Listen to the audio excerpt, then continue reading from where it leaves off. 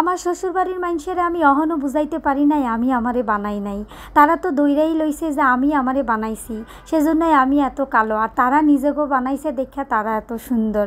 যাই হোক, আমার জামাইও কিন্তু কালো, তাতে কোনো সমস্যা নাই। আমার জামাই কালা হেতে কি হয়েছে, হ্যাঁ তো বেড়া মানুষ, আর বেড়া মানুষ কালা হইলেই কি আর সাদা হইলেই কি, বেড়া মানুষ তো লাখ টাকা।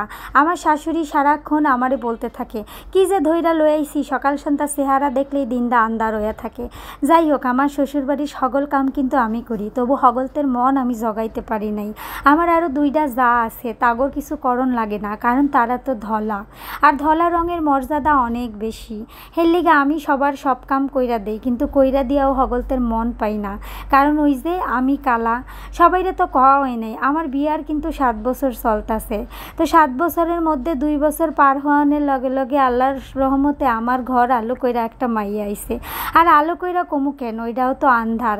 আমার মাইয়ার রং আবার হইছে তার বাবার লাহিন, না বাবার লাহিন কওয়া যেত না, থুক্কো আমার লাহিন, কারণ বাপ কালা হইলেও সমস্যা নাই, মাইয়া কেন কালা হইব, মাইয়া তো আমার রং পাইছে। তারাও ধইরা লইছে যে মাইয়ার রংটাও মনে হয় আমিই বানাইছি। একে তো মাইয়া ধইরা লই আইছি, তার উপর আবার কালা, মানে একবারেই সব দোষ আমার হইয়া গেল। যাই হোক, আমার শ্বশুরবাড়ি থেকে আমার হাউরি তো একবারই কইয়া দিছে, মাইয়া যখন কালা, আর এত কালা মাইয়া জন্ম দিছ, এই মাইয়া বিয়া দেওয়ানোর সময় কিন্তু আমরা কিছু দিতে পারতাম না, তোর বাপের বাড়ি থেকে কিন্তু অবশ্যই টেহা পয়সা আইনাই মাইয়ারে বিয়া দিবি।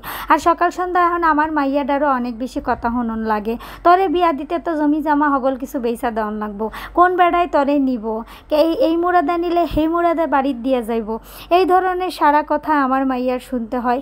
তবুও তাগর লগে মানায় লওয়ার অনেক চেষ্টা করতেছি, কারণ আমার তো দোষ আছে, আমি তো কালা।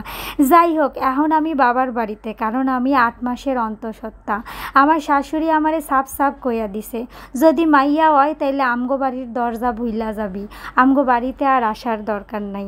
আসসালামু আলাইকুম বন্ধুগণ, সবাই কেমন আছেন? আশা করি ভালো আছেন, আপনাদের দয়াল রহমতে আমিও আছি। কথাগুলো কিন্তু আমার না, কথাগুলো আমার এক বোনের, সে মানে আমার এক অডিয়েন্সের, সে আমাকে ফোন করে কথাগুলো বলেছে, আমি যেন সকলকে জানিয়ে দিই। এখনও মানুষের মন মানসিকতা কতটা নিচু, ভাবতে গেলে শরীরে কাঁটা দিয়ে দেয়। যাই হোক, আশা করি সবার মন মানসিকতা উন্নত হবে। এখনও মানুষ এত নিচু ভাবতে পারে, আমার তো শুনেই গা শিউরে উঠেছে। আপনারাও সবাই ভালো থাকবেন, মেয়েটির জন্য দোয়া করবেন। আল্লাহ হাফেজ, আসসালামু আলাইকুম।